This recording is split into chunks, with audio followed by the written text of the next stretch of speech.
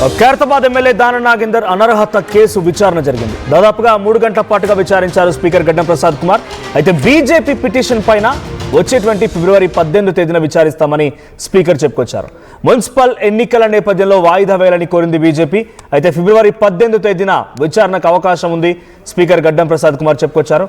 ఇక ముందుగా BRS MLA పాడి కౌశిక్ దాఖలు చేసిన పిటిషన్ పై విచారణ జరగగా కాంగ్రెస్ టికెట్ పై లోక్సభకు పోటీ చేశారని బీఆర్ఎస్ ఆరోపిస్తోంది. ఇక బీఆర్ఎస్ కు రాజీనామా చేయలేదంటున్నారు దానం నాగేందర్.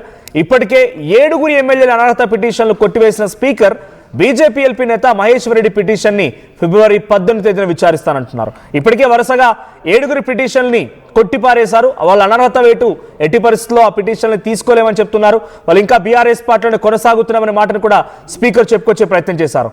ఇక మిగిలింది దానం నాగేందర్, సంజయ్ అండ్ కడియం శ్రీహరి. ఈ ముగ్గురు మాత్రం మిగిలి ఉన్నారు. మిగిలిన 7 కూడా క్లీన్ చిట్ వచ్చేసింది. ఈ ముగ్గురులో కూడా కేవలం దానం నాగేందర్ మాత్రమే కొంత ఎఫెక్ట్ అయ్యే అవకాశం కనబడుతోంది. స్పీకర్ ఎలా దీన్ని నిర్ణయం తీసుకుంటారో చూడాలి. సో ముందుగా ఖైరతాబాద్ ఎమ్మెల్యేగా బీఆర్ఎస్ పార్టీ తరఫున కారు గుర్తుపై పోటీ చేసి గెలుపొందిన దానం నాగేందర్ అతి తక్కువ సమయంలోనే మళ్ళీ కాంగ్రెస్ పార్టీలో చేరిపోయి మళ్ళీ సికింద్రాబాద్ ఎంపీగా పోటీ చేశారు. హస్తం గుర్తుపై పోటీ చేశారు ఆయన. సో అప్పుడు ఈ టెక్నికల్ టర్మ్స్ కూడా ఉన్నాయి. అంటే రాజీనామా చేయలేదు, పార్టీ మారిపోయారు, మళ్ళీ కాంగ్రెస్ నుంచి పోటీ చేశారు. కాబట్టి టెక్నికల్ టర్మ్స్ అంశంలో కొంత దానం నాగేందర్ పై వేటు పడుతుందా అనే అంశం చూడాల్సిన అవసరం ఉంది. కానీ దానం నాగేందర్ మాత్రం నేను ఇంకా బీఆర్ఎస్ పార్టీకి రాజీనామా చేయలేదని చెప్తున్నారు. మా ప్రతినిధి మధు ఉన్నారు. మధు, సో దానం నాగేందర్ మాటల్ని స్పీకర్ ఎలా తీసుకునే అవకాశం ఉంది? ఈ విచారణలో 3 గంటల పాటుగా ఎటువంటి అంశాలు బయటకు వచ్చాయి? సో స్పీకర్ విచారణ తీరు చూసిన తర్వాత ఏమనిపించింది? అంటే సుప్రీంకోర్టు ఆదేశాల తర్వాత స్పీకర్ గడ్డం ప్రసాద్ ప్రస్తుతమైన విచారణ చేస్తా ఉన్నటువంటి సిచ్యువేషన్ అయితే ఇద్దరు బీఆర్ఎస్ నుంచి పాడి కౌశిక్ రెడ్డి, బీజేపీ నుంచి ఏలేటి మహేశ్వర్ రెడ్డి ఇద్దరు పిటిషన్లకు సంబంధించినటువంటి విచారణ వినేటువంటి అవకాశం ఉంది. అయితే బీజేపీ కోరినట్టు మున్సిపల్ ఎన్నికలు ఉన్నాయి కాబట్టి వాయిదా వేయాలని కోరడంతో 18వ తారీఖు డేట్ ఇచ్చారు. దీనికి సంబంధించి ప్రస్తుతం ఈ 7 ఎమ్మెల్యేల పైన ఇప్పటికే అనర్హత పిటిషన్లు వస్తే వాటిని కొట్టివేశారు. వాళ్ళు బీఆర్ఎస్ లోనే ఉన్నారనేటువంటి తీర్పు ఇచ్చారు. తర్వాత సంజయ్ జగిత్యాలకు సంబంధించినటువంటి పార్టీ ఫిరాయింపుకు సంబంధించిన ఆరోపణలు ఎదుర్కొంటున్న ఆయన విషయంలో కూడా విచారణ ముగిసింది. తీర్పు మాత్రం రిజర్వ్ చేసి పెట్టారు ప్రస్తుతం సంజయ్ కుమార్ కి సంబంధించిన విషయంలో. అయితే దానం నాగేందర్ ఏమో ఇలాంటి నన్ను పార్టీ నుంచి నాకు ఎలాంటి సస్పెండ్ చేసినట్టు కానీ నన్ను బహిష్కరించినట్టు కానీ ఎలాంటి ఇన్ఫర్మేషన్ లేదు, నేను కూడా పార్టీకి రాజీనామా చేయలేదు, నేను బీఆర్ఎస్ అనేటువంటిది ఆయన క్లెయిమ్ చేసుకునే ప్రయత్నం చేస్తా ఉన్నారు. గతంలో కొన్ని సందర్భాలలో మీడియాతో మాట్లాడుతూ నేను కాంగ్రెస్ పార్టీ ఉప ఎన్నిక వస్తుంది, నేను గెలుస్తానని స్టేట్మెంట్ చేసిన స్పీకర్ నోటీస్ తర్వాత ఒక్కసారిగా దానం నాగేందర్ వైఖరి మారిపోయింది. ఆయన మాటల్లో నేను పార్టీ మారలేదు, వ్యక్తిగత హోదాలోనే కాంగ్రెస్ సంబంధించినటువంటి సమావేశాలకు హాజరయ్యాను, బీఆర్ఎస్ పార్టీ ఎమ్మెల్యేగా కాదు అంటూ స్టేట్మెంట్ చేశారు. యాక్చువల్ గా ఆయన ఖైరతాబాద్ బీఆర్ఎస్ ఎమ్మెల్యేగా కొనసాగుతూనే సికింద్రాబాద్ కాంగ్రెస్ పార్టీ అభ్యర్థిగా పోటీ చేశారు, అఫిడవిట్ దాఖలు చేశారు. ఎన్నికల కమిషన్ దగ్గరే ఆయనకు సంబంధించినటువంటి దాఖలు చేసినటువంటి రుజువులు ఉన్నాయి. ఇంత జరిగినప్పటికీ కూడా ప్రస్తుతం దానం నాగేందర్ కి సంబంధించినటువంటి నాకు ఎలాంటి పార్టీ బీఆర్ఎస్ పార్టీకి సంబంధించినటువంటి సస్పెండ్ చేసినట్టు కానీ ఇంకా నేను రాజీనామా చేయలేదు అనేటువంటి అంశాన్ని చెప్పే ప్రయత్నం చేస్తా ఉన్నారు. ఇంకొక ఇద్దరు ఆల్రెడీ కడియం శ్రీహరికి సంబంధించినటువంటి విషయంలో దానంతో పాటు ఈ సంజయ్ విషయంలో కొంత క్లారిటీ అయితే వచ్చేటువంటి అవకాశం ఉంది. సో మొత్తానికి దానం నాగేందర్ విషయం మళ్ళీ బీజేపీ తరఫు నుంచి వాదనలు 18వ తారీఖు రోజున వినడంలో సో అప్పటి వరకు పెండింగ్ లో ఉండేటువంటి అవకాశమే కనిపిస్తా ఉంది.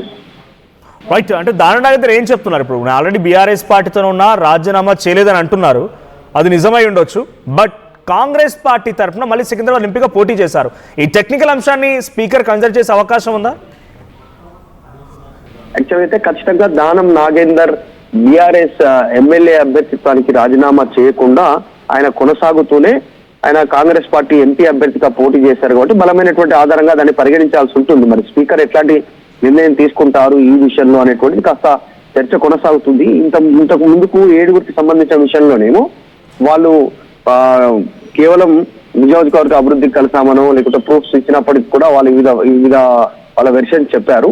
వాళ్ళంతకు వాళ్ళు స్పీకర్ కార్యాలయం దగ్గరకు వచ్చి మేము పార్టీ మారామనేటువంటిది ఇస్తే తప్ప దాన్ని పరిగణలోకి తీసుకునే అవకాశం లేదనేటువంటి చర్చ కూడా జరిగింది. వాళ్ళది టెక్నికల్ గా అటు పక్కన పెడితే దానం నాగేందర్ అనేటువంటి వ్యక్తి డైరెక్ట్ ఎన్నికల అఫిడవిట్ దాఖలు చేశారు ఆ ఎంపీ అభ్యర్థిగా పోటీ చేస్తున్నటువంటి సమయంలో. సో బలమైన ఆధారాలు ఉన్నాయి డైరెక్ట్ గా. కాబట్టి ఏం చేస్తారు అనేటువంటి ఒక చర్చ కొనసాగుతుంది.